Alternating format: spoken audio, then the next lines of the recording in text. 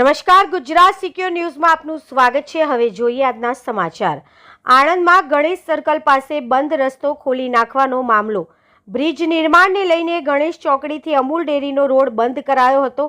જિલ્લા મેજિસ્ટ્રેટે રોડ બંધ કરવા જાહેરનામું પ્રસિદ્ધ કર્યું હતું। ગણેશ ચોકડી પાસે બેરિકેડ લગાવી રસ્તો બંધ કરાયો હતો। કોંગ્રેસ કાર્યકર હર્ષિલ દવે બેરિકેડ ખસેડી રોડ ખોલી નાખ્યો હતો।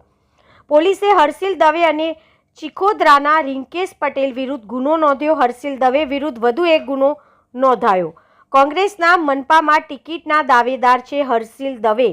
જાહેરનામું પ્રસિદ્ધ હોવા છતાં બેરિકેડ ખસેડી રોડ ખુલ્લો કર્યો હતો। બંધ કરાયેલા રોડ પર ગટર લોન્ચિંગ કોઈ ઘટના બને તો જવાબદાર કોણ?